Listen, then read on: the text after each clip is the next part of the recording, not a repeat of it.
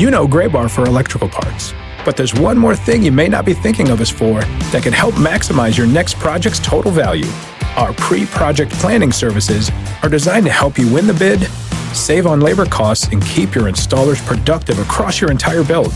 The sooner you call us, the better. Because when we're there from the beginning, we can anticipate your needs and help you solve problems before they become problems. Yep, Gray Bar does that.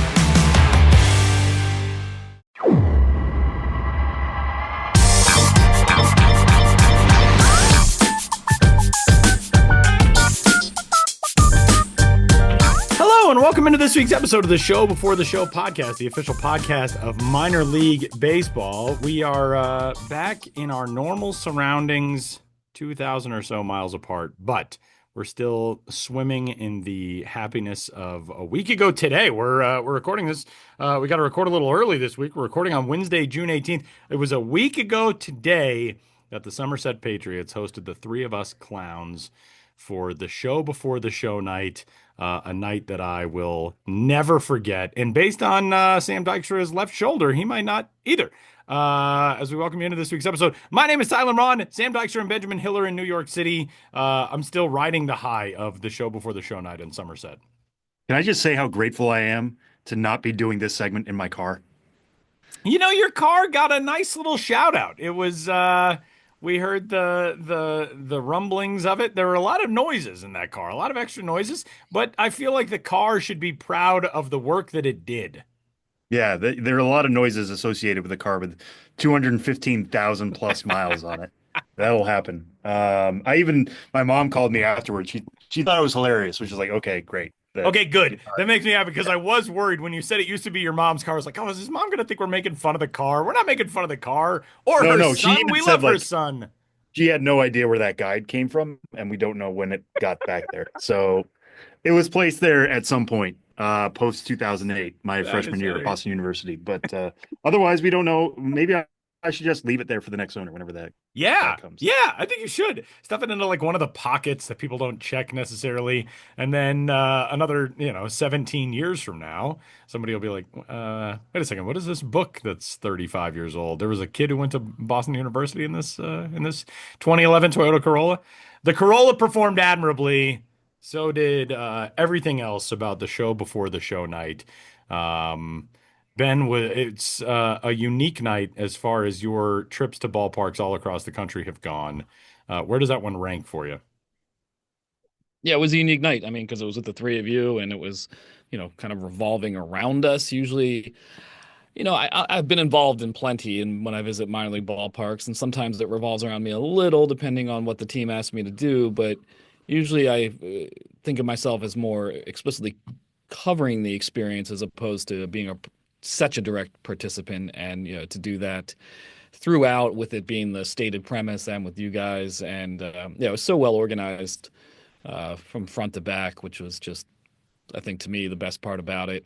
Even though it didn't really work, we did that between inning game, the podcasting challenge, where we threw coffee pods into a bucket. Yeah.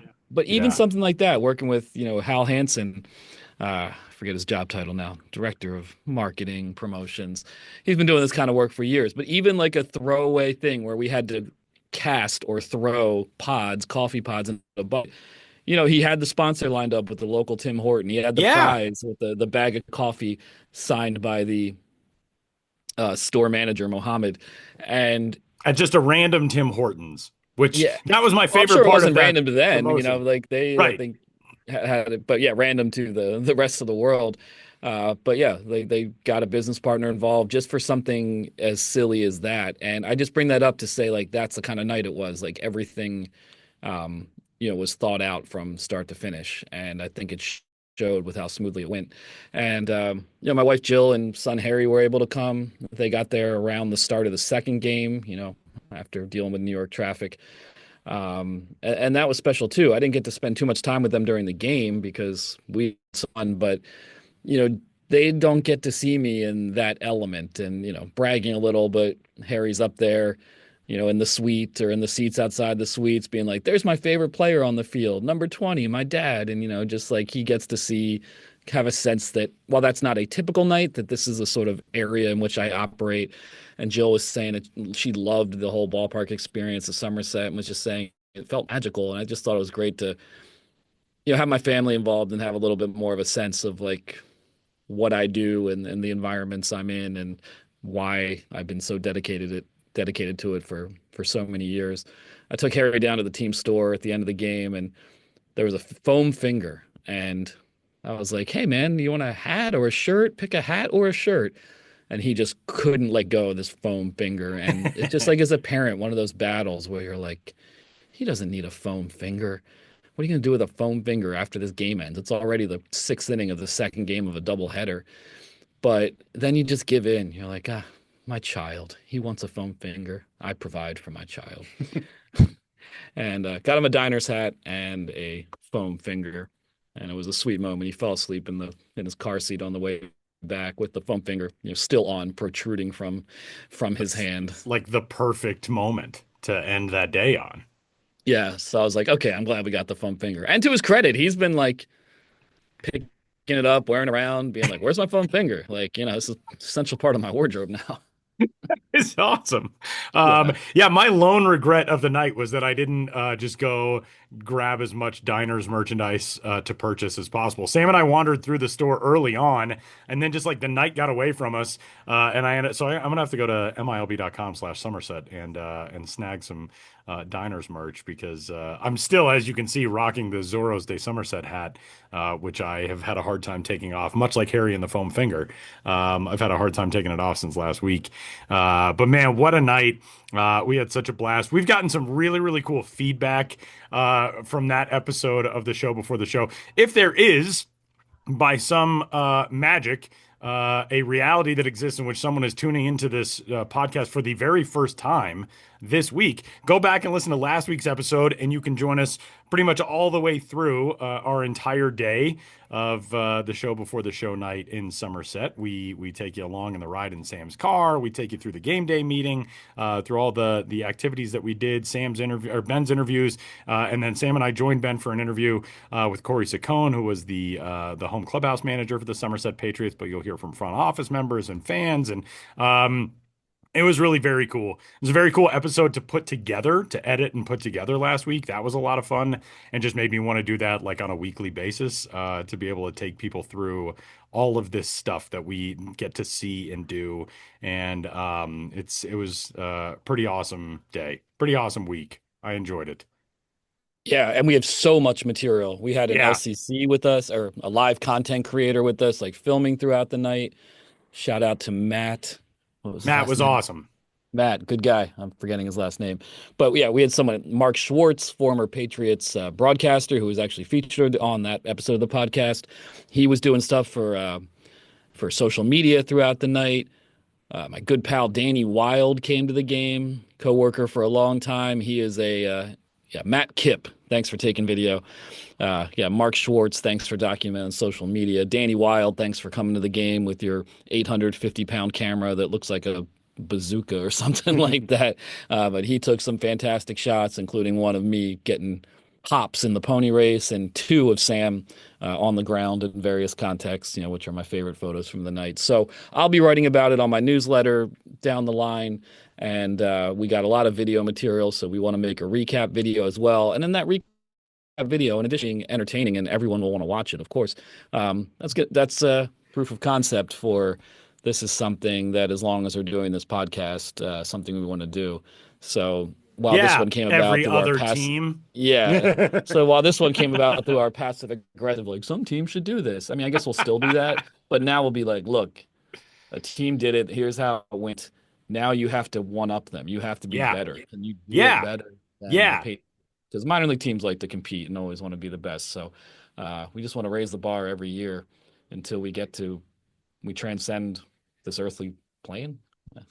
We already heard, by the There's way, 119 teams out there. There's a lot of opportunities. Yeah, to we do already this heard, by the way, elsewhere. from one of the co-chairmen of the Somerset Patriots, Jonathan Califer, who said, like, hey, we'll roll out the red carpet for you anytime. So Somerset's they're already making the leap at getting a second bite at this apple. So the rest of you better get on board, is what I'm saying, you jerks. Yeah. No, we love it. We love every other team, obviously. Maybe not as much as we love Somerset. We also had just a flood of MILB staffers. I mean, and a race for like the nicest person alive award between like Zach Rabb, Dan Marinas, Mark, who you mentioned, Mark Schwartz, who was there, who was the former Somerset Patriots radio voice, Dan Sichalski, one of our best buds, who came down, was there really just for the show before the show night. And then it just so happened that we had multiple big league rehabbers. And so Dan got to be on hand for that. But man, we just had so much fun. It was so cool to have, our family members and friends and significant others and everybody else there. And it was pretty cool. I like my cousin, who was always like the older cousin who would just like beat me up when I was a kid and whatever. I think I finally got the stamp of approval of like, he thinks I'm sort of cool, because he texted me afterwards and was like, "Hey man, that was a blast. And it was really cool seeing you in your element," and yada yada. And I was like, "Hey, it only took until the week before my 40th birthday for me to not think that you wanted to still beat me up like when I was 7." But man, the Somerset Patriots, as top-notch of a minor league organization as exists in this great game of ours, and to everybody who is a part of that, Dave Merrick especially, who captained the ship for that. We could not be more grateful. And, Patrick McBarry and Hal Hansen and, Stephen Cusimano had us on the radio, and all of the members of that front office, the interns, Todd, the on-field host, everybody was just incredible. And we had such a blast. And if you have not gotten a chance to listen to that episode, go back and do it. It's one that we're really proud of. And, never going to take this hat off. I actually have had this hat surgically attached to my head now, this Zorro's hat. So that's the way of the world for me now. So with that, let's pivot. Let's talk about some things not related to last week. It's going to be difficult to talk about things that are not just last week related, going forward, but we will soldier on and attempt to do so. And we will turn things over to Benjamin Hill, who's got a report on his latest newsletter. Also some content that has been on MLB Network from the Reading trip, spotlighting the one and only crazy hot dog vendor. Ben, what's up? Yeah, it's the time of year. I don't know whether I'm coming or going. We're talking about Somerset. Meanwhile, on the MLB Network last week, a video aired about the crazy hot dog vendor, using footage I got during my trip to Reading in April. There's an article on the site about the crazy hot dog vendor that also houses that video, so check that out at milb.com and mlb.com. So we got things from Somerset up there, Reading up there. On the newsletter last week, a full write-up of my night with the Iowa Cubs. This week, a full write-up of my night with the Cedar Rapids Colonels. And then next week, leaving Tuesday morning, a ballpark road trip, 2 nights at 3 different ballparks. All 3 of the ballparks are new for 2025. My 187th, 188th, and 189th minor league ballparks that I'll have visited professionally in my career. I'm going to visit Knoxville, Tennessee, to see the Knoxville Smokies. 2 nights there, June 24th and 25th. 2 nights in Spartanburg, the Hub City Spartanburgers, on the 26th and 27th, and then Columbus Clingstones, June 28th and 29th. 2 nights with them. Those are 3 of the 4 new ballparks this year, and that will be the entirety of my next trip, 2 nights with each. I'm looking forward to seeing all 3 of these new ballparks. It'll be the first new ballpark, or new to me ballpark, that I've visited professionally since Wichita during the 2022 season. So there's never been a point in my career since I started traveling that I went 3 years in between going to a place that I'd never been before. I mean, obviously when I started, almost everywhere was a place I hadn't been, and it was at the end of 2018 that I finally got to every active minor league stadium, and been keeping that alive since then. And finally good to have some new ones for the first time in 3 years. So I'm looking forward to that. And I also visited the Brooklyn Cyclones this past Saturday, not for work. A friend of mine, Dan Ball, happy birthday, Dan Ball, just organized a group outing, and he invited me along with like 20 some other people, and I committed to going, and then had some scheduling changes. I was on duty to be with Harry that night, and I said, you know what, I'm just going to take Harry to the game. And it was just great kind of like in Somerset, to take him to a game and have an experience at a minor league ballpark that was independent of me being Ben's biz and covering it professionally.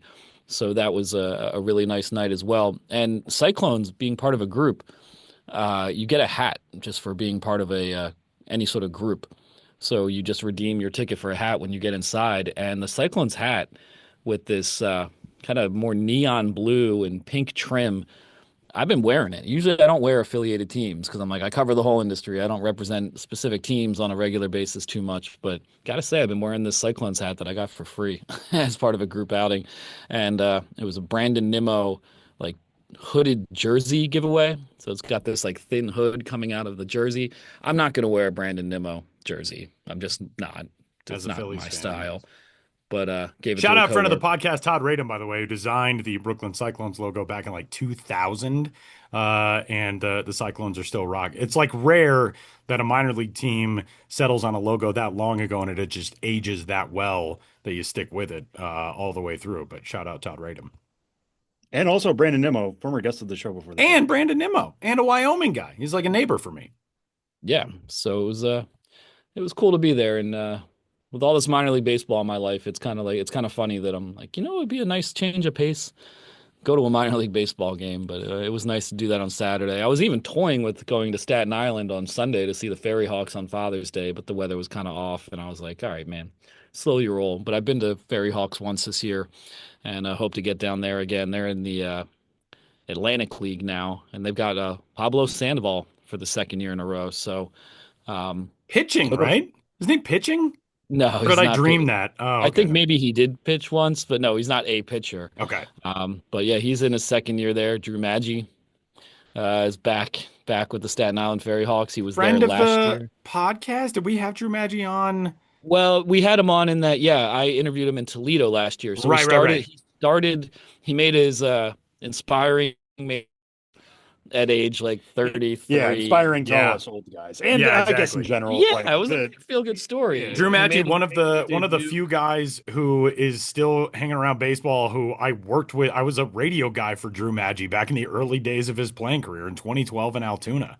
Yeah, Like those guys are getting way fewer and further between nowadays. But Drew Maggi, I also called game. He played for Italy in the Olympic qualifier in 2019. Called games for that as well. And yeah, he's just. I mean, talk about a baseball lifer like that. To have caught up with him in Toledo, like the amount of places where the game has taken him. That's really cool.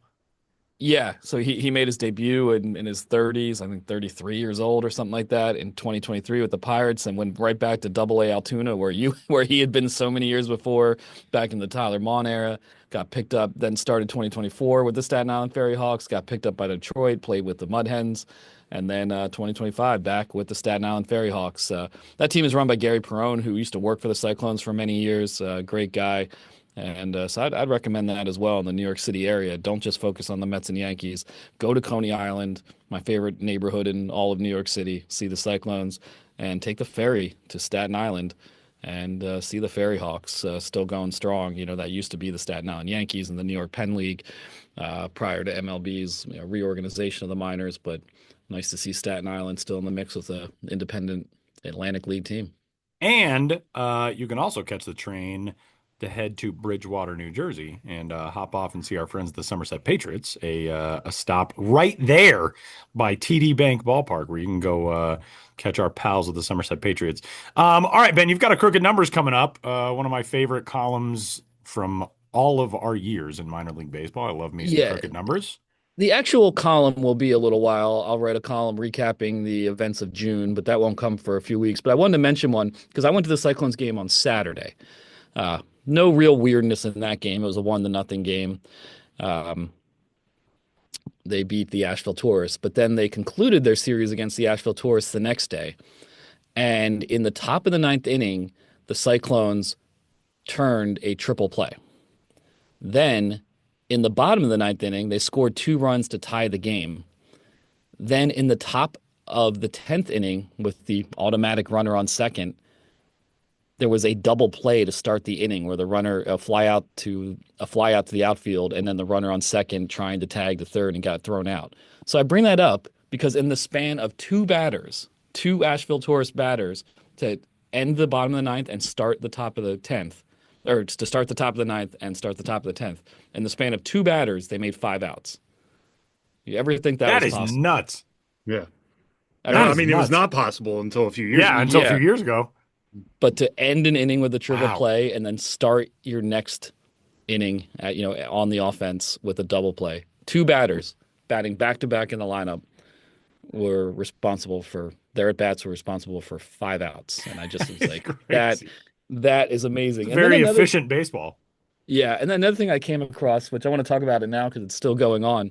The Vancouver Canadians are in the midst of an 11-game winning streak, which I think is the most in franchise history since that team joined the Northwest League. It's the Tyler Zickel effect, the radio voice of the Vancouver Canadians. Phenomenal broadcaster, by the way. Friend of the show, phenomenal broadcaster, and just celebrated his first Father's Day with his new baby boy. Big congrats to our boy Tyler.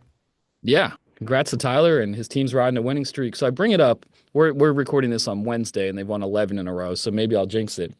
But when this streak started, they were in last place in the Northwest League, and now they're in first place. They had the worst record in the league when the streak started, and now they have the best record. And yes, okay, asterisk, caveat, it's a 6-team league. But still, in the span of one winning streak, to go from having the league's worst record to the league's best is pretty amazing. And then here's the real weird thing, is that even when they were in last place before the start of this winning streak, they had the best run differential in the league, 51 more runs. They were plus 52. No other team in the league was more than plus 1. So you have a last place team with the worst record in the league and the best run differential. That is crazy. So you'd think they were due to be a better team. Yeah. That's crazy. You think of that about the Pythagorean win-loss record, and I'm sure that was insanely better than their actual win-loss record. That just means they were losing a lot of one-run games and winning a lot by like 5 or 6. Exactly. Or not winning a lot, close but like games. winning the ones they were winning. Yeah, by 5 or 6. That's pretty cool. Yeah, and now the run differential is like, after this winning streak, like over 100. I mean, it's just like a ridiculous series of events. I mean, that has been a fun team. I mean, they got Arjun Nimala, who was top 100 prospect. They had Trey Savage for a few weeks. Now he's up in Double-A New Hampshire, but like Gage Stanifer's on that team. He's been a breakout arm for the Blue Jays. Cal Steven has been a really good arm from their draft from last year as well. Was basically matching Savage blow for blow there for a while. They've got some legit pieces. This is not coming out of nowhere. Well, good stuff as always from Benjamin Hill. Ben will join us coming up at the end. We're going to name that dude. And we'll step aside. Sam Dykstra and I have much to discuss. You may have heard about trade in the major leagues this week. We'll talk about it on the other side.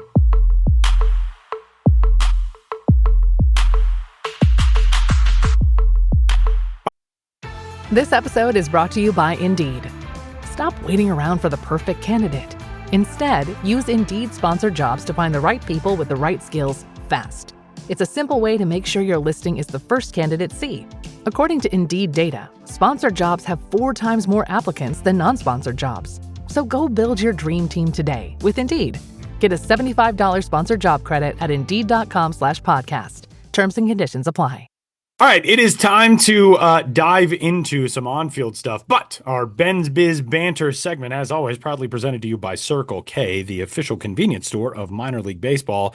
And we will jump right in with the news that shocked the baseball world from this past week. On Sunday, the Boston Red Sox traded star Rafael Devers to the San Francisco Giants. I got the push notification. It was like, well, this can't be right. But obviously it has been a strained, I would say, spring between the Boston Red Sox and Rafael Devers shortly after they signed Rafael Devers to a massive contract. All kinds of weirdness this year. Devers being asked to play a different position in spring training, then being approached about the potential to play a different position this season. Had shifted just to be in a DH, and then the defensive things came up and blah, blah, blah, blah, blah. It ends up that the Boston Red Sox swing this deal to get Rafael Devers out of town. He heads to the San Francisco Giants and reshapes that team in the face of what is going to be a really, really fun race in the National League West for 4 teams.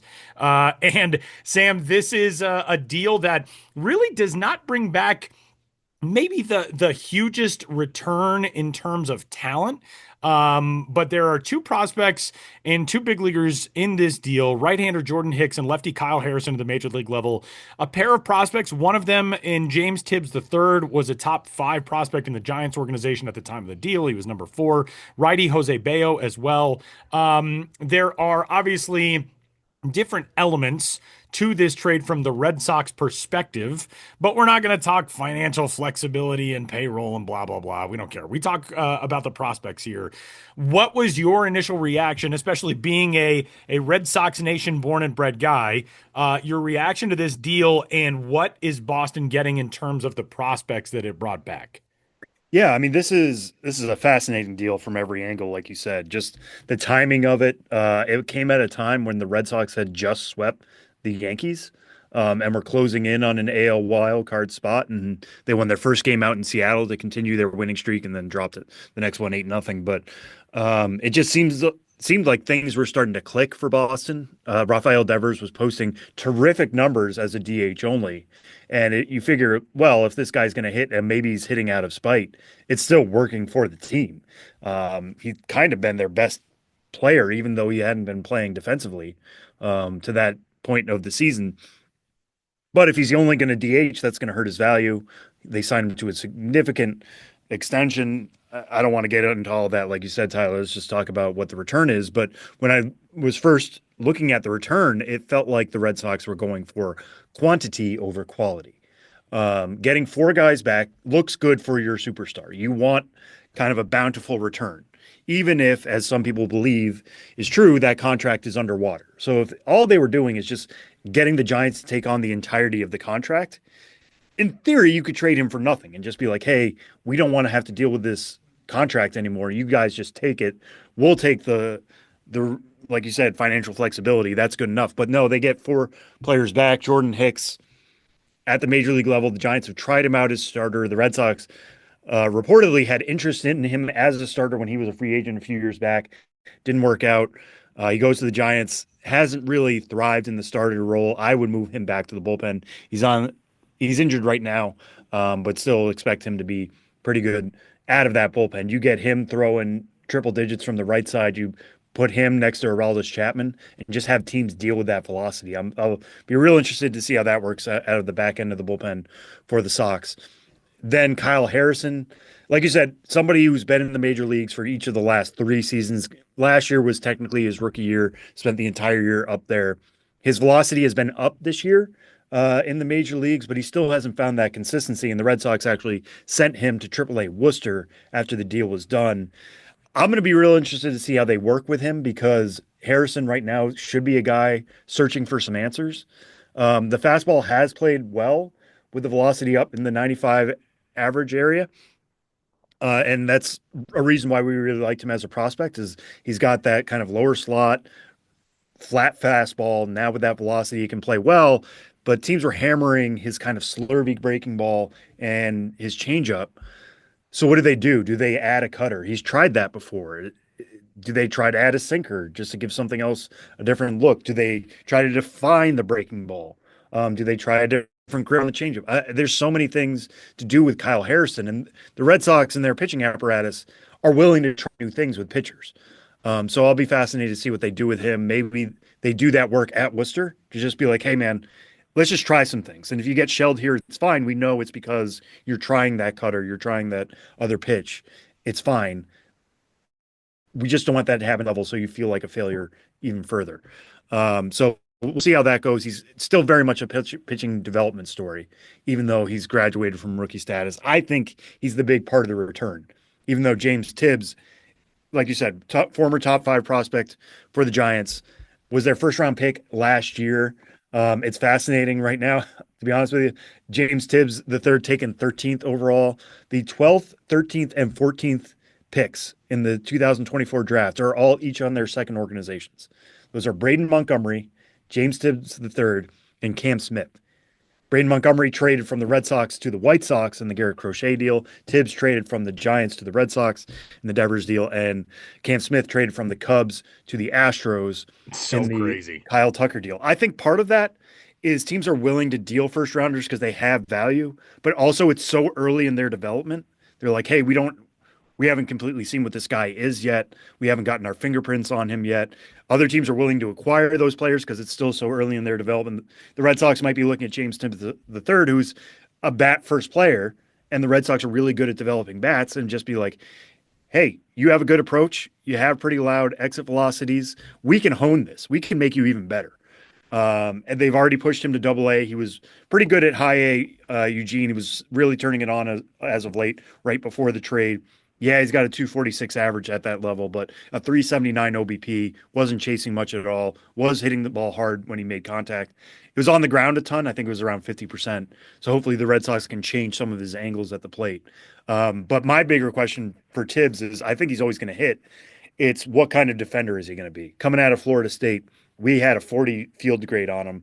It seemed like he was headed towards left field. Now, he's played a ton of right field this year, but the Red Sox, as we're seeing right now with Roman Anthony, they actually shifted him from left to right because right is so cavernous at Fenway Park.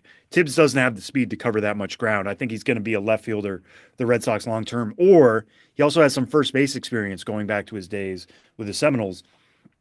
It wouldn't surprise me at all if he starts to mix in some more first base time, especially now that he's in the upper minors. And then Bayo, the other guy you mentioned, he's somebody who's a complex level arm. It sounds like the breaking ball is better than some of the other pitches. He's just a lottery ticket you kind of throw in at the end, and maybe he develops into something. But I think that's, again, just making it look like, hey, we got 4 pieces rather than 3. But if you add all these up, all of these guys have their small issues. None of them has the ceiling of Rafael Devers. So it feels like you're trying to get 4 quarters for the dollar, except none of these guys might be quarters. We'll see how that's going to. I don't want to say like Kyle Harrison's 1 quarter good as Rafael Devers. He might be better than that, but Bayo's like much less value. Tibbs is still trying to figure things out. He's not a top 100 prospect. I don't know where Harrison would rank if he was still a prospect, but he has too much major league time for that to be a thought. It's just, it feels like a lot of like what the Red Sox have said. They value getting guys in that clubhouse who aren't going to, who are going to be good examples for these guys who are coming up: Roman Anthony, Marcelo Meyer, Christian Campbell. If it seems like Devers was poisoning the well, and that's kind of the story they're turning. I don't have any sources that say whether that is or isn't true. Like, who is that on the fault of? Is that management? Is that the front office? Is that Alex Cora? Is that Devers himself? There's lots of reasons maybe that this wasn't working. But you look at the Giants, they've been chasing a bat like this for years. They went after Aaron Judge. They went after Shohei Ohtani. They went after Bryce Harper. That's a tough place to hit, right? Like, yeah, it's kind of the inverse of the Colorado problem. They haven't had a 30 homer hitter since Barry Bonds. Man, that is as insane, crazy as that is to think. Could Devers be that guy? I don't even know, because he's left-handed and has to be aiming for the bay. I mean, I'm sure he's going to hit plenty out there, but it's going to be a different environment for him going from Fenway to San Francisco. That's not to say he still can't be great there. But this is how they're going to have to do it. And I give all the kudos to Buster Posey and others in Giants management and Giants ownership for being like, hey, yeah, we're willing to take on the entire contract, because Rafael Devers right now is a superstar. And that's what you need if you're going to overcome the Dodgers, not only in the NL West, but the entire National League. And that lineup, you heard Clayton Kershaw say it, right? Like, Devers, in his eyes, is no worse than a top 10 hitter in baseball. If you can go out and get that guy, do it. And ask the questions later. Yeah, maybe Tibbs becomes really good for the Sox. I don't think he has Devers' ceiling. I don't think there's a point where they're going to regret this trade unless it's like 5 years from now and he's really slowed down, the bat speed slowed down and whatever. But like in the meantime, he makes them so much more dynamic. Okay, Sam. Moving from there to a strike 2 topic, if you will. We're getting to the next stage of the season where a lot of guys are going to start making the move from one level to the next. There is a story coming to MLB Pipeline. One of those prospects for every organization, and who right now is knocking on the door of promotions across minor league baseball. Yeah, this one for me is fascinating. Kevin McGonigal, who's the Tigers' number 2 prospect right now, he's only played 21 games for High A West Michigan. And normally I like to say, like, let a guy settle. You kind of want him to go through that rhythm of doing well, struggling as the league adjusts to him, and then him adjusting back. And then you're like, okay, you conquer the level. Let's get you up. That just straight up hasn't happened for Kevin McGonigal yet. He has dealt with injuries over the last few years. He played 14 games with West Michigan last year, wasn't entirely great at that level, and then had a hamate injury that knocked him out the rest of the year. Comes out this year, gets a couple games in, then has an ankle injury that knocks him out again. But in 21 games with West Michigan, he's batting .412 with a .505 on base and a .706 slugging percentage. He's been an absolute doubles machine. In 21 games, he has 16 doubles. He has more doubles than strikeouts, Tyler. He's got 12 strikeouts in that span, 16 walks. So again, the approach has been fantastic. He might have the best bat to ball skills in all of the minor leagues. Like if you're looking for the next Jacob Wilson, and we're seeing what Jacob Wilson is doing up in the major leagues right now, I think McGonigal's that guy. Now he's hitting from the left side, which I think is fascinating. I don't think he's quite as good a defender as Wilson, but he has more power, and it's certainly playing more to the gaps. Wilson was a guy who just prioritized, let me get this ball in play as much as I can. McGonigal clearly just hasn't. I can't remember how long the hitting streak is right now, and this might be over by the time you guys hear this on Friday. But he's been the most consistent hitter in high A when healthy, and he clearly needs a new challenge at Double A. Now that's going to be a big jump, and he could stumble out of the gate with Erie. And I don't like. Again, I'll say I don't like saying oh, a guy, you have to call a guy up, he's too hot. But I just think the skills are too good right now. You watch his at-bats, they're incredibly professional. He turns on balls, puts them in the gap, lines them down the line, elevates balls well. Everything is there for Kevin McGonigal. I think it hasn't happened yet, maybe because they want to bring him up with Max Clark. Those guys are buddy-buddy. They're actually roommates. Max Clark posted this the other day. That's my roommate when Kevin McGonigal was named the Midwest League Player of the Week. I think they like having those guys together to push each other. And Max Clark, his slugging hasn't been there this year. So he's not pushing the envelope as much as McGonigal is. But I think it's got to happen in the next week or two. I was kind of expecting it to happen this week. And kind of thankfully for the piece, it doesn't, so I can make the case. But Kevin McGonigal is certainly knocking on that door. And then one other guy I'll throw out real quick, another guy from one of my systems for MLB Pipeline is Brock Wilken, who had a really difficult year last year for the Milwaukee Brewers. Coming out of Wake Forest, set the ACC career record, the Wake Forest career record for home runs, and everybody expected him to be hitting bombs away all the time, but then got hit in the face earlier in the year. Came back, had a cage for a while, and I don't want to say he looked skittish, but was clearly going through stuff offensively. Was hitting sub 200, striking out a ton, really looked vulnerable to the slider away. Right now, they sent him back to Biloxi. He has 18 homers to begin this season.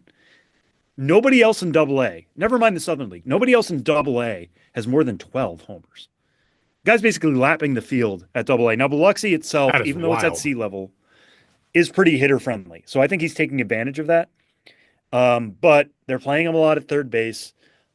I think he's ready for that challenge. And you look at what's going on with Milwaukee right now. They've been cycling through guys at third base, right? Trying to find somebody to stick at the major league level. I don't know if Wilkins necessarily there. Caleb Durbin is a better athlete, has probably a better hit tool than Wilkin, but it's time to see what it looks like at AAA Nashville for Wilkin, because this is kind of who we expected him to be last year. Now he's got a year and a half of Southern League experience, plus a little time in the Arizona Fall League right now. I wouldn't be surprised if we see him in Nashville before the end of the month. All right, Sam, final point on three strikes for this week's episode. The MLB Pipeline Prospect Showcase is coming up in Frisco. Give us a preview. Yeah, I'm really excited for this one. We used to call it the MLB Pipeline Game of the Month. This one will be the MLB Pipeline Prospect Showcase, which will be on MLB Network on Tuesday. So minor league baseball is coming to MLB Network, an actual live broadcast. Couldn't be more excited for that. I will be in the booth alongside Zach Bigley of the Frisco Rough Riders. It'll be a lot of fun. We have a lot of fun things planned in store for that. But a big reason why we're going to Frisco is the presence of Sebastian Walcott. Sebastian Walcott, the top prospect in the Ranger system, a top 10 overall prospect in baseball. He stands 6'4" already at just 19 years old, and he's still projectable beyond that. It's plus raw power from the right side. It's a plus arm as well. He plays shortstop right now. They've sprinkled in some time at third base, but he's getting so much time at Double-A. I mean, he's in that like Vlad Jr., Mike Trout, Fernando Tatis Jr. Those are his comps for like guys who have gotten this much playing time at Double-A. It's been a little inconsistent, but when he hits the ball, it's loud contact. It can go a long way. You're going to want to check in on Sebastian Walcott next Tuesday. That's the Frisco Rough Riders at the Los Angeles Dodgers. As things stand right now, I believe the Tulsa starting pitcher will be Patrick Copen. He's undergoing a breakout season himself right now. He's got 92 strikeouts and only 58 in the third innings between high A and Double-A. It's a really, really good fastball. It's around 95, 97. It's really difficult to hit because it's got that carry that basically we were talking about with Kyle Harrison before. He's 6'6", so it's dominating presence on the mound as well. He's got a low 90s cutter and a mid 80s slider that have been dominant pitches as well. Control's a little bit of a question, but him against Sebastian Walcott could be a lot of fun. So if you're a Rangers fan, if you're a Dodgers fan, that'll be next Tuesday at 1 o'clock Eastern time, noon Central on Tuesday. I will be in Frisco. We'll have tons of content coming from it, including a ballpark tour of Riders Field. I might get in the lazy river. I was going to ask. Yeah. I was going to ask. I will be packing my bathing suit, and go. that's the only preview I will give on that front. There you go. Before we set to this week's interview, one sad item of note to bring up. The Baltimore Orioles this morning confirmed the death of a minor leaguer, Luis Guevara, who was involved in a jet ski accident in Florida on Sunday near Sarasota. General Manager Mike Elias said in a statement, quote, "Luis was a beloved member of our organization, and we are devastated following his tragic passing. Our thoughts and prayers are with his family, friends, and teammates, and we ask for their continued privacy during this difficult time." There were a few other organizational players who were involved in that accident. None of them appear to be hospitalized as of right now, but a really sad story, and our thoughts obviously with the Orioles organization and all of his former teammates, and rest in peace to Luis Guevara. So we will pivot from that to a conversation for this week's episode on the show before the show. Sam got a chance to catch up with a member of the Washington Nationals organization and another guy recently drafted and also recently traded, Alex Clemmey, a former pick of the Cleveland Guardians system, who is now a member of that Washington Nationals organization. Sam, anything the folks need to know for this one? Yeah, I mean, this one, it was an interesting time to get Alex Clemmey. I went down to Wilmington to talk to both him and Travis Sikora. Those are two of the top pitching prospects in the Nats system. And having heard their background, and we'll get into this a little bit in the interview, they go back a little bit of ways, despite one being from Rhode Island and one being from Texas, Clemmey being the one from Rhode Island. And they continue to push each other to get better. And you look at what Clemmey's done in his last 8 starts. It's a 1.73 ERA with 49 strikeouts and 36 in the third innings. He has walked 26 in that span, so the control is still very much an issue. But he's been terrific this year overall for High A Wilmington. So we get into some of the pitch mix and arsenal changes that have allowed him to undergo that. And I just want to throw out one other thing real quick, is that he mentions his brother, but he doesn't mention his brother by name. That brother is Patrick Clemmey, who is pitching in Rhode Island, is intending to go to Vanderbilt next season. So this is a very long, wide-ranging interview. It was a ton of fun to talk to Alex Clemmey, and here's that interview.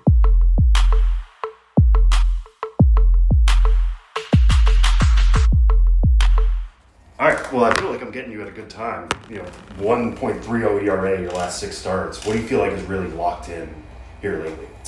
Yeah, I think it's just been the overall execution and output of my certain pitches. I mean, I really fell in love with the two-seamer. It's really been kind of the out-pitch to lefties, and then obviously the slider's been kind of coming back into fruition and really been having success with that. So I think it's just, putting good starts together, helping the team win baseball games, and I think the energy's been great in the locker room, and that's just kind of carry over for everyone, and we have a lot of success.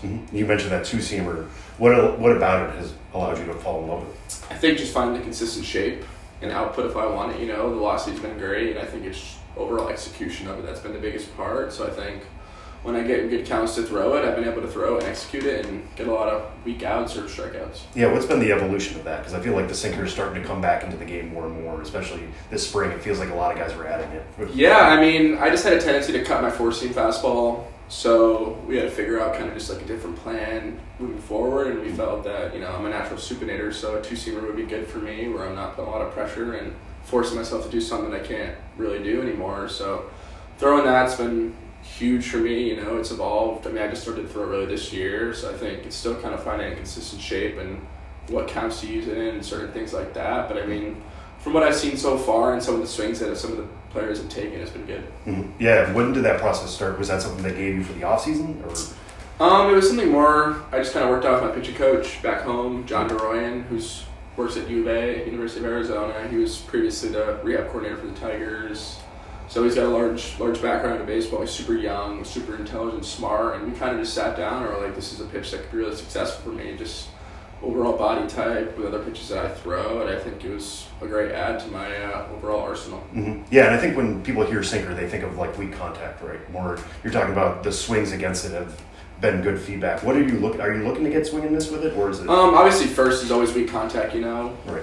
Quick outs are always the best, but I think, just from what I've seen so far, there haven't been much contact towards the two-seam. It's just been mostly swing and misses, swing and misses has been the biggest part. Mm-hmm. And I think as I continue to move up levels and continue to develop, I think getting that weak contact with that's going to be huge. Break a lot of bats, fist some guys inside, and obviously lefties don't like a left-on, left two-seamer running inside, so it's like knowing I have that in the back of my brain where I can kind of go to it at any point, and then also having the slider to back it up, it's huge. Mm-hmm. Yeah, and what metrics are you looking for on it? I think just having a consistent shape, metrics can change all the time, different ways that you can throw it, different counts that you can throw it, and you might want to change velocity of it, mix up speeds, but we can get into all the analytics and stuff like that, but I think it's just finding a consistent shape right now of what I truly want it to be and how I kind of want it to look out of the hand. Yeah, when you have that slider going the other way. This is going to be a very simple question, but I feel like people might have this listening at home. Do you think of it as a two-seamer or a sinker? Because sometimes it's used interchangeably, but I know some people definitely have a preference. So I throw it on just one seam. So it's technically a one-seamer, but we kind of just call it a two-seamer. Gotcha. So I literally just throw it on one seam, and I just think about naturally throwing it like a two-seamer. How much were you fiddling with grips to find what was going to work?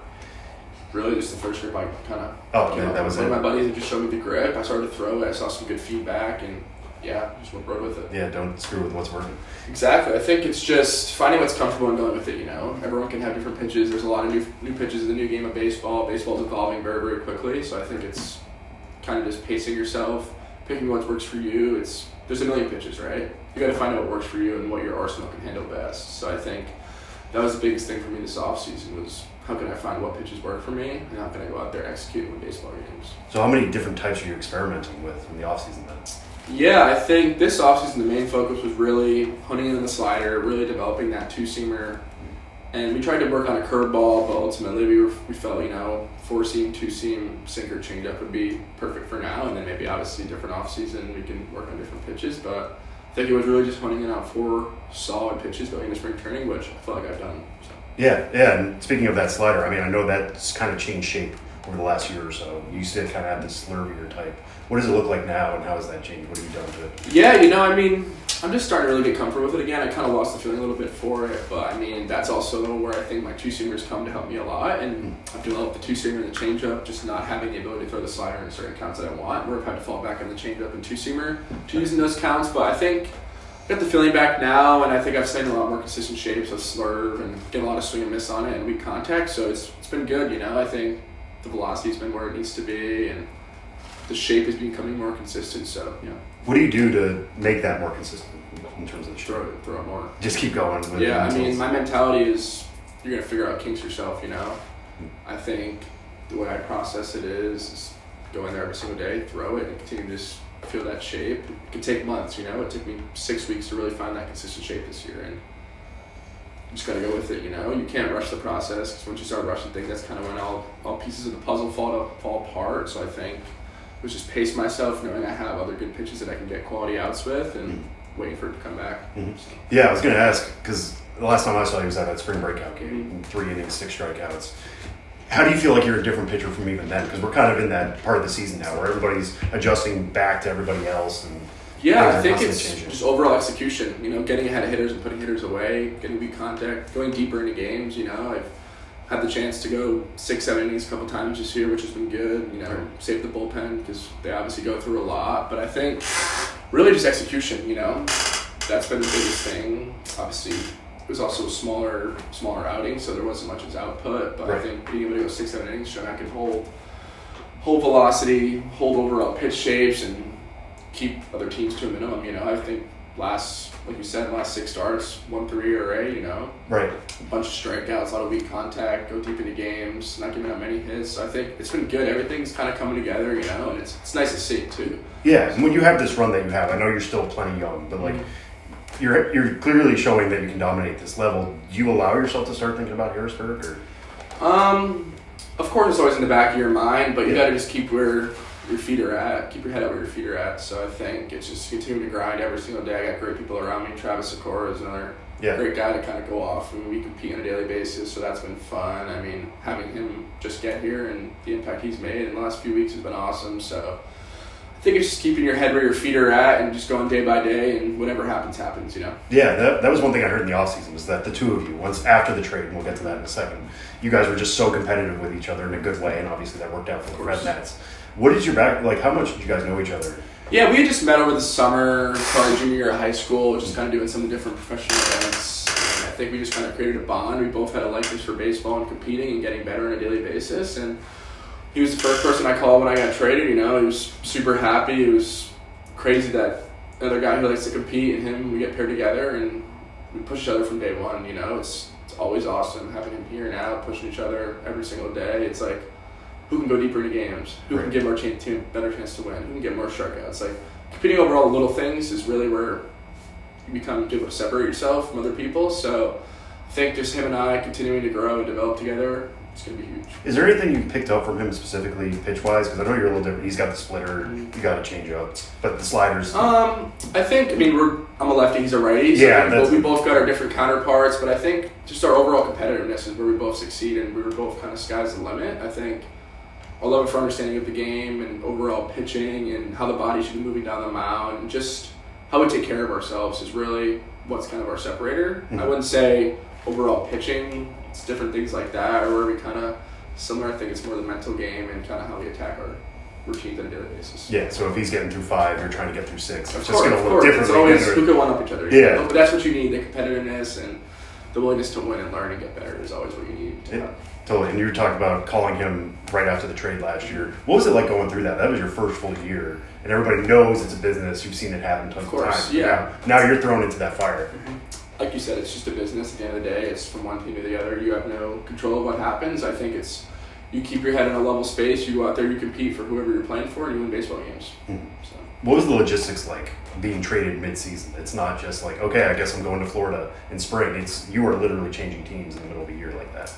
Yeah, there's not much you can really do. You know, you're not making the phone calls. You're not hearing any behind-the-scenes stuff. You just get the phone call that you're being traded. So I think once that happened, I really just packed my stuff, moved to the other dugout, and started to learn the Nationals way and start competing in baseball games. Mm-hmm. Yeah, was that something you were asking Travis early on of like, what should I know about the Nats? Were you researching it on your own? How does that work? Yeah, of course. I was very, very optimistic and open to learning about the Nationals. It was my new organization, so I didn't really know much. So I think last year the main focus was obviously I knew that Fredericksburg was in a playoff push, so that was help them get as deep as I could into games for them and deep as far into the season as we could. We ultimately win, and that was awesome. So I think starting to learn, as we go, but spring training was great. A lot of new faces. So I think it's just continuing to build relationships throughout this organization and hopefully baseball games to the top level. Yeah, how do you compare the development philosophies between the guards and the Nats? It's been great. Nationals have been nothing but great to me. It's a lot of very easy people to talk to, very understanding, know the game well. So it's been great. I've learned a lot. Mm-hmm. Yeah, and you talk about that Fred Nats team. There's such a core of guys now who are coming up. You guys have had success and shared success. I mean, what have you taken away from not just Travis, but some of the other guys who were part of that team last year?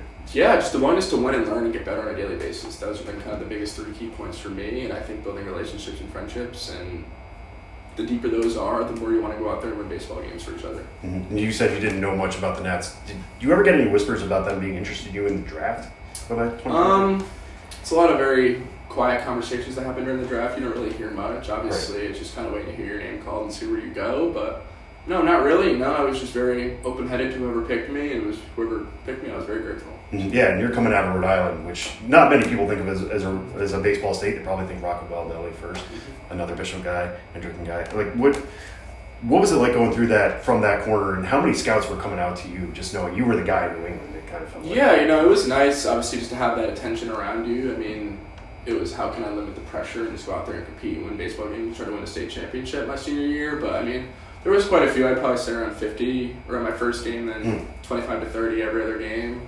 But I mean, I tried to pay as least attention. Obviously, everyone knew why they were there, things like that. But I mean, my goal was just to go out there, compete, and win baseball games. So were you paying attention to velocity, be like, this first pitch should be 98, just to open your eyes? Or obviously, when you're in high school, obviously velocity is very cool. So I think that was obviously definitely something to think about. But I mean, like I said, I'm just trying to go out there and win baseball games. Yeah, and you were in showcase events too. Like, at what point did you realize this was actually going to work out? Like, this is an option for you. How far back did that even go? Yeah, I mean, so I didn't really get invited to many things my junior summer. I was like one of the last people to get invited to PDP, which is the top 100 prospects for USA, and ultimately made that team the final 20 for USA, won a gold medal, and that's kind of where things picked up from there. I think people knew who I was, they just didn't know much about me. I think going out there, going to the summer showcase, starting to throw a lot harder than what I was during that high school season, kind of putting my name out there, showing people what I got, my work ethic, different things like that. I think it turned a lot of heads, and ultimately had a good senior year, was drafted, and here we are. Yeah, what was your approach going into that PDP league, knowing that you were one of the final guys there, and like just go compete. I didn't think there was no real pressure. Like I got to prove myself or anything. It was just let it naturally happen. Go out there, compete, win a spot, and my name will be out there. Are you even scouting other guys in a showcase like that, or is it just like I'm going to throw my best stuff and we'll see how it goes? I mean, I wouldn't say everyone's obviously competing against each other. Everyone's trying to make one of those 20 spots. So I think it's really just going out there and competing. There's not real much scouting that takes place. Obviously, you create bonds and friendships that can last a lifetime. But I think at the end of the day, you're trying to win a spot, right? So you're going to go out there and compete and win and do the best you can. Yeah, you mentioned the gold medal. What was it like going home after that and being like, it was awesome. Ironically, I missed like the first month of school. So that was pretty cool going back to school, kind of getting that love and respect. But I mean, it was cool, when you got 20 guys fighting for a gold medal for your country with the best players in the country. It's always a good time, and I wouldn't take it for granted any time, and I wish I could do it again, so it was awesome. Yeah, out of your teammates on that team, who opened your eyes the most? I'd say Aiden Miller. Okay. Aiden Miller was awesome. I mean, we had a great group of guys, though, but I mean, he went off that tournament, he had a great tournament, and I was like, wow. He's going to be really legit, and obviously he's doing real well now for the Phillies. But I mean, everyone was great. You had Max Clark. You're the best guys in the country, right? So Kevin McGonigal, elite pitchers. It was great. I wouldn't take it for granted for anything. Do you guys still have like a group text from that team, or like checking in? We check up on each other. We see if you see a Twitter highlight or whatever, you'll respond to it. But I mean, it's always kind of cool. Everyone's on their own paths, right? And it's kind of cool to see some guys rekindle and build friendships and relationships. So it's cool.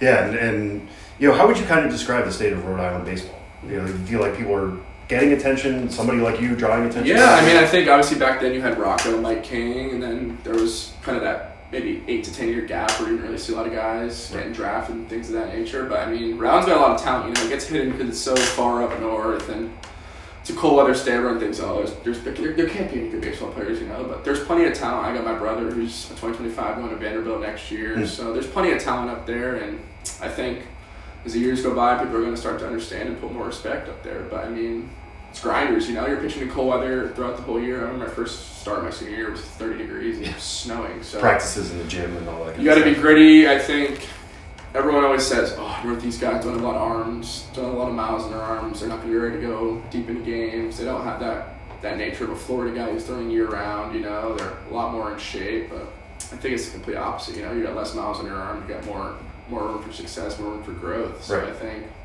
the Northeast gets kind of put on the back burner a little bit, where there's a lot of talent up there that gets hidden. So I hope, people start to come out more and maybe go to more showcases, things like that, kind of show what they're really made of, and just keep putting on for Rhode Island, Yeah, and you mentioned your brother being a Vandy commit. You were a Vandy commit too, right?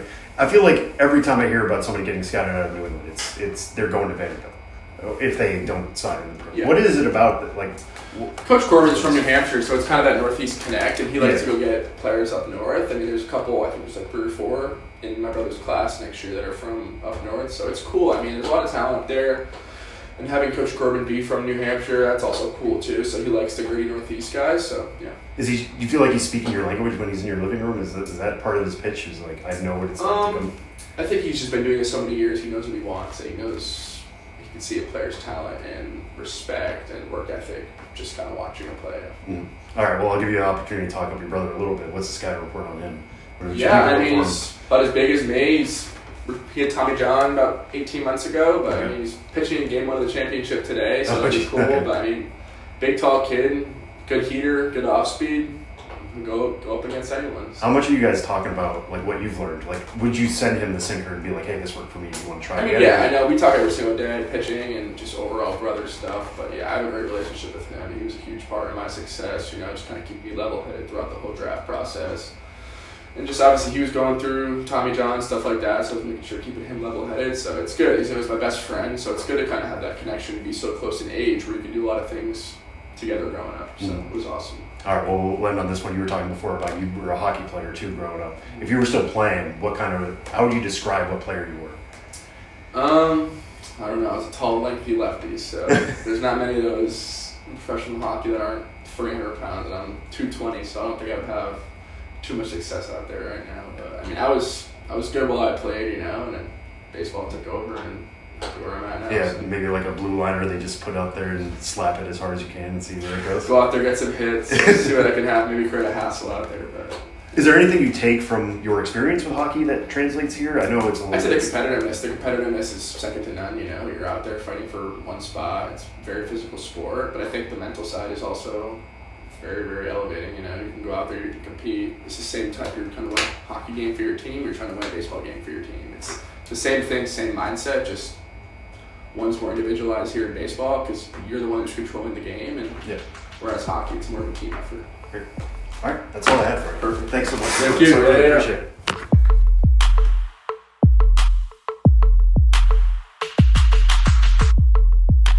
All right, final segment of this week's episode of the show before the show. Before we get out of here, it is time for Name That Dude. We've gotten a lot of feedback. The big studios, the streaming services, they want to spin this off into its own thing. They want a full-on, big-time edition of Name That Dude. But we're in this for the love and the beauty and the passion of Name That Dude only. We're not for sale. We're very much for sale. But it is this week, it is Benjamin Hill's turn to know the dude, which makes it my and Sam Dykstra's duties to guess the dude. Ben, take it away. Yeah, today's dude, and comes from Wikipedia, but he's a direct descendant of President John Adams, and it follows then a direct descendant of John Quincy Adams. I don't know in what capacity. Can I guess based off this? Yeah. Matt Adams? Incorrect. There's a Newsday piece up. The link does not work, but that is sourced through an article about this man in Newsday and the Long Island newspaper, but the link does not work. But let's take it as fact that this man is a descendant of John and John Quincy Adams. He is a California native who went to UCLA and then was drafted by the Cardinals, and his professional saga begins with, I didn't know that Erie had a team called the Cardinals. It's the 1986 Erie Cardinals of the New York Penn League. And he was on that team in the Wrigley division. I remember the New York Penn League used to have interestingly named divisions. And when we used to write about it, it was like the McNamara division, and they were named for different people. It's like the old NHL. The NHL used to have that. Yeah, I like it. It gives a personal touch. But he was one of only 3 players who even touched the major leagues on that 1986 Erie Cardinals team, along with Luis Alicea and Bien Figueroa. just was a matter of point. But anyway, starts in the Cardinals system there in 1986. 87 moves up to Springfield. Now, there is a Springfield Cardinals today, Double-A Texas League team. They play in Missouri, however. But this Springfield... Friend of the show, Jason Schwartz, the radio voice for that team. There you go. This was the Springfield Cardinals, but in the Midwest League. And I believe Illinois? that was Springfield, Illinois. Okay. So that's funny that there was a Springfield Cardinals that... How are you going to have a team in Springfield, Illinois not named after Abraham Lincoln? Come on. I mean, I know it was the mid-'80s in minor league baseball, but come on. Come on. Yeah. I mean, this dude went Springfield from the Erie Honest Cardinals, Abes. Erie Cardinals to the Springfield Cardinals. 86, Erie. 87, Springfield in the Midwest League, then Class A. 88, Double-A. Again, a full season. Like, he just played 3 full seasons, each with a different minor league team. Arkansas, they were the Travelers then and now. And then, bam, the journey continues. 1989, almost the whole season with the Louisville. They weren't the Bats at that time. They were the Colonels? They were the Louisville Redbirds. Redbirds. Okay. In 1989. And then that more or less ended his minor league career outside of a few more dribs and drabs throughout a long career, but made his debut with the Cardinals in 1989. Then full-on Cardinal, 90, 91, most of 92, 93, 94, 95. But then in 1995, he goes to the Cubs. 1996, goes from the Phillies and then goes to the Phillies and then ends the season with the Orioles. 1997, the Dodgers. 1998, the Dodgers to the Rangers and to the Marlins. 3 teams in 1998. Back with the Rangers in 1999, the Mets in 2000 and 2001, Colorado in 2002, the Yankees in 2003, along with Montreal, and then 2004, back for a swan song with the New York Mets to end his career at the age of 38. I think Tyler already knows it. Yeah. I had a guess, but actually, I don't think my guess is right. Yeah, sorry, go ahead. I was gonna guess Royce Clayton. No, it is not Royce Okay. Clayton. He came up Royce as a Clayton catcher. didn't debut with the Cardinals. Yeah. Yeah, he was a catcher at UCLA and did play some catcher in the bigs, but was also more of a first baseman, third baseman, more so than catcher. But one of the ultimate journeymen with all those teams. Put together a very solid career. Like, never led the league in anything, I don't believe. Wasn't an all-star many times, but just kept plugging away. And, his career totals, 253 home runs, 2,004 major league hits. Dang. Man. The guy with 2,000 hits. Yeah, who is this?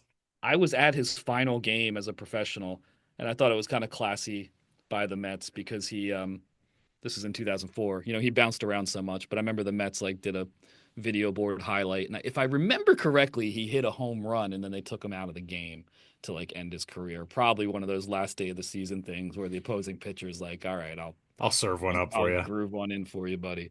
But I remember being at that game. This was kind of in my baseball card era as a kid. He was definitely a hot rookie going into his, he debuted in 89, was Despite spending that much time in the minors and being a college guy, I'm a little surprised, but sure. Yeah, but he was a highly, and he was still only 23 when he made his debut, first full major league season, 1990 at 24. So he was still fairly young. Maybe he didn't graduate from UCLA because he did start the pros at age 20. Yeah, I feel like I have a guess. Yes. The Rockies had this run of very random third baseman, just like every, few years in the early 2000s, the Rockies would just have a guy that they would sign to play third base and he would end up being a stud. And I remember one random season in which Todd Zeal was really good for them. There you have it. Todd Zeal! Good job. Yes. Todd Zeal. I was That's a early great- 2000s random Rockies players. Yeah, That's and great. this is the great thing about Todd Zeal. He's bouncing all over the place. It's the year 2002. He's 30 years old. He goes to yet another team, the Rockies. And he plays 144 games, 18 homers, 87 RBIs, 273, 778 OPS. Like, just solid veteran production. You know, Yeah. he kept it up throughout his, even that final season with the Mets. He played 137 games. Got 396 at bats. Was still playing pretty regularly, though he was dropping off a bit in his power numbers and average. But like, was a good player all the way to the end, and that's a lot of teams. Man, yeah, that's like they had Jeff Cirillo for a season before that or 2 seasons before that, who was like really, like shockingly really good for them. And then they had Todd Zeal. And then I think they brought back Vinny Castilla. Vinny Castilla had gone away for a little while and they brought him back. And then like they got into, like Garrett Atkins, and then Nolan Arenado came up not too long after that. But yeah, wow, Todd Zeal. I had no idea that Todd Zeal played for that many teams. Like I usually just think of him as a Cardinal or as like that random Rocky. But yeah, I guess like he was on the Mets World Series team in 2000. Yeah. Yeah. Wow. Yeah, in his first stint with the Mets. Crazy. Yes. So, he had a solid run with the Cardinals as a regular, 1990 through 95 when he got traded to the Cubs. But then after that, it was just like he was rarely in the same place for back-to-back seasons. 7 seasons with the Cardinals, 3 with the Mets, 2 with the Rangers, 2 with the Dodgers, 1 with the Rockies, 1 with the Phillies, 1 with the Cubs, 1 with the Marlins, 1 with the Yankees, 1 with the Expos, and 1 with the Orioles. It's nuts. That is Also, nuts. Just to point out, Ben, you were talking about that final game. You were at that final game. He did homer in his final at bat. But one other thing that stands out to me is that he got to play catcher that game. Oh, yeah, that's 'cause, like, cool. that's his roots. So they're like, yeah, we'll bring you back. Yeah, to which your apparently roots. he made 2 starts at catcher that year, and I'm trying to find the other one. Yeah, the other one was September 18th, and the final game was October 3rd. But he hadn't played catcher in the major leagues. That was in 2004.